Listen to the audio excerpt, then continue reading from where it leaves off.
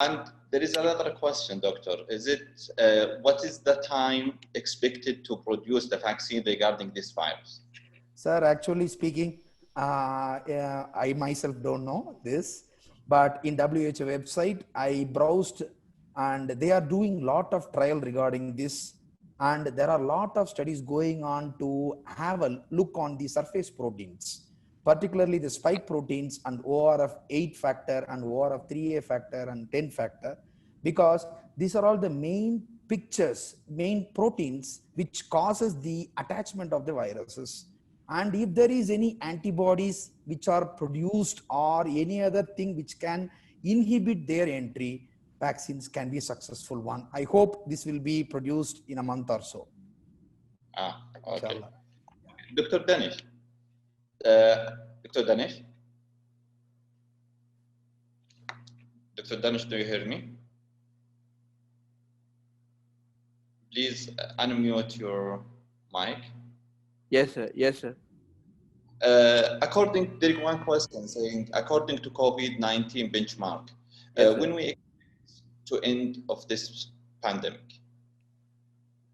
Right now, we have not reached the peak right now, and it may take at least 3 months more when the number of cases will start coming down, and we can expect some relief from the number of cases which are rising all over the world.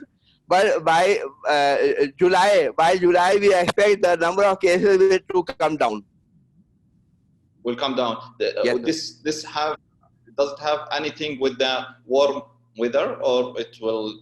Yeah, the warm weather it is also conducive. It is also conducive because this virus, coronavirus, is a respiratory virus which has started in the month of December, which is a winter month. And as summer approaches, the number of cases, because being a winter virus, being a respiratory virus, so it cannot survive during the hot weather.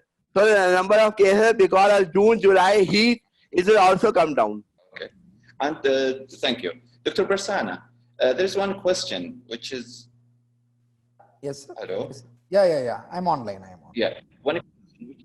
Explain how to cytokines storm affect the COVID-19 infection, Okay. the pathophysiology point of view. Yeah, if you don't mind, can I share one slide with you? 1 minute. Yes. Can you see, sir? Yeah. Yes, I'm seeing. Yeah. So normally, what is meant by cytokine storm is whenever there is an entry of the virus into a host, normally the cytokines like IL-1 and IL-6 are released like anything. So based on this, interleukin-1 is the cytokine responsible for fever production, and interleukin-6 along with that. So this type of patients are more vulnerable to go into cytokine related mediated SIRS syndrome, that is systemic inflammatory response syndrome, and they will succumb to this illness. So recently there was a publication from the Lancet which has made all these references, because interleukin-1 and interleukin-6 and all the inhibition of this Janus kinase, this is an enzyme which is responsible for the inflammatory mediated effects by the viruses. So if you block this interleukin-1, that is by means of anakinra, there is a drug called anakinra, and it has been approved by FDA. And if you block the interleukin-1 release, the patient will improve both in clinically as well as in the laboratory findings. And interleukin-6, that tocilizumab, which is still under promising things because it is licensed by Chinese government to use for cytokine release syndrome. So whenever there is a COVID-19 infection, it doesn't mean that we give antiviral. Apart from the antiviral, we should evaluate the patient whether he is suffering from cytokine storm or not.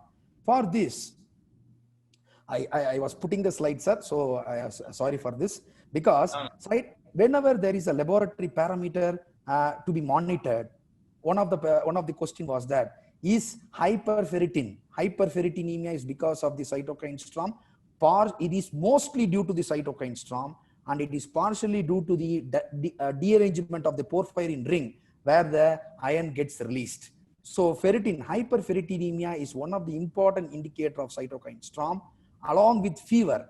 I will upload the Lancet related papers in the Sure platform, so all can read in the Lancet paper that very nicely it has been portrayed. So during cytokine storm, this type of interleukins are released, and if you block them, the comorbidities will decrease. Okay. Okay. Thank you. Thank you very much, Dr. Danesh. Yes, sir. Yes, sir. There is a question, which Yes, is how does the rate of tests affecting the number of confirmed cases in COVID-19? He wants just to maybe to give some light on this issue to the audience. Maybe the rich country, they have more suspected cases, while some poor countries, they have this, despite there is a crowded and a lot of patients there.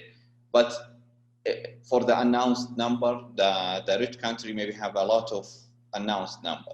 So do you have any explanation for this?